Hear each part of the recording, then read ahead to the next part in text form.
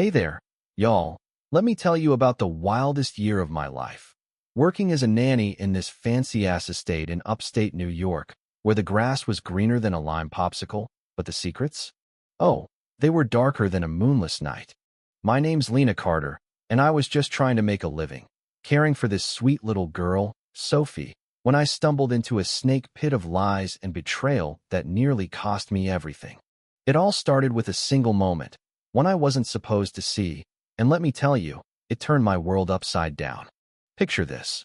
I'm in the garden, Sophie's tiny body curled against my chest, her cough slowing as I pat her back gently, trying to soothe her after a bottle went down wrong. The sun's glinting off this ridiculous koi pond, and I'm thinking, man, this place is too pretty for its own good. Then, out of nowhere, Claire Montague, Sophie's mom, storms across the lawn like a hurricane in heels, her silk robe flapping like a villain's cape. "What the hell are you doing to my baby?" she screams, loud enough for the neighbors a mile away to hear. Before I can even open my mouth, she snatches Sophie from my arms, the baby wailing like her heart's breaking. "You're hurting her, trying to choke her." Claire's voice is pure venom, her eyes wild, but there's something else there, panic, like she's hiding something big. I'm standing there, stunned, saying, "She was choking." I was helping her breathe, but Claire's not hearing it. She steps closer, hissing, "You're a nobody, Lena, a lowlife trying to worm your way into my family." And then splash shoves me backward into the freezing pond, water swallowing me whole. As I drag myself out, dripping and humiliated, she spits, "You're done here. One word, and I'll make sure you never work again." Now, I'm no fool. I knew this wasn't about Sophie. 2 nights earlier, I'd been fetching a bottle from the kitchen, tiptoeing through the dim halls of the Montague mansion, when I heard muffled laughter from the guest wing. A door creaked open, and there was Claire, barely dressed, tangled up with James Warner, her husband's best friend since college. Her eyes locked with mine for a split second, and I saw the fear before she slammed the door shut. That pawn shove? That was her trying to bury what I saw, to paint me as the villain before I could spill her dirty little secret. But I wasn't going down without a fight. The next morning, Claire's husband, Nathan, calls me into his study. He's all sharp jaw and tired eyes, a man who's used to giving orders, but looks like he hasn't slept in days. He slides a tablet across the desk and hits play on a garden security video. There I am, patting Sophie gently, calming her cough, until Claire storms in and rips her away. Nathan's jaw tightens. "You were helping her," he says, low, like he's piecing something together. Then he leans in, voice dropping to a whisper. "Is there something I should know about my wife?" I hesitate, my heart pounding, but I tell him about that night, Claire and James, the laughter, the slip, the panic in her eyes. Nathan doesn't flinch, but I see a storm brewing behind his calm. "Stay close to Sophie," he says.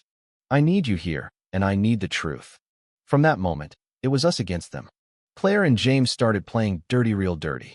They sent a plush bunny to the house with a GPS tracker sewn into its ear, like some creepy spy movie. They spread photos of me with Sophie, captioned with garbage like nanny or threat, trying to make me look like I was plotting to steal her. Claire even called child services, claiming I was endangering the kid. Every day felt like walking through a minefield, her icy smiles and James's smug taunts waiting for me to slip up. But Nathan was one step ahead.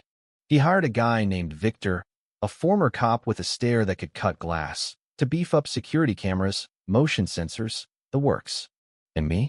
I stuck to Sophie like glue, singing to her, rocking her, promising her she'd be okay, even when my own hands were shaking. Things came to a head one rainy afternoon. I'm in the nursery, Sophie's giggling at her stuffed rabbit, when Claire barges in, James looming behind her like a bad omen. "I'm taking her," Claire says, reaching for Sophie. I step in front of the crib, heart hammering. "You're not touching her." Claire's face twists, and she lunges, screaming, "She's stealing my baby." James grabs my arm, hard, pretending to pull me back, but I don't budge. The nursery camera's red light blinks in the corner, catching every second. Nathan bursts in, voice like thunder. "Enough." He rips the camera from its perch and holds it up.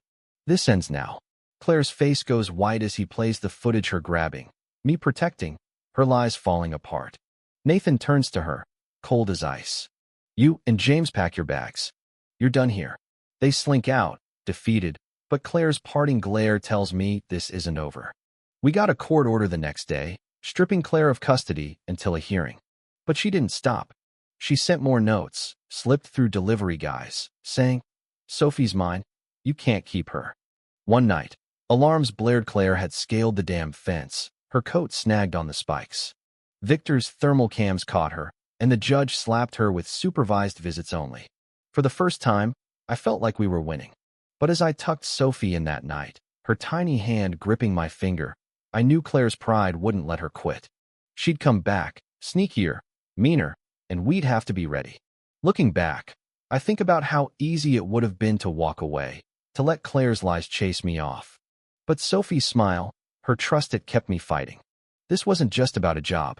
It was about protecting someone who couldn't protect herself, about standing up to a bully who thought money and status made her untouchable. Nathan, Victor, and our little crew, we became a family of sorts, bound by the truth we were guarding. Claire's still out there, probably plotting her next move, but I'm not scared anymore. I'm ready. So what do you think? Was Claire just a desperate mom, or a straight-up villain? Have you ever had to stand up to someone like that in your life? Drop a comment below. Tell me your story. I am reading every single one. And if this hit home, hit that like button, share it with someone who needs to hear it. Evil doesn't always yell. Sometimes it whispers, but truth always fights back.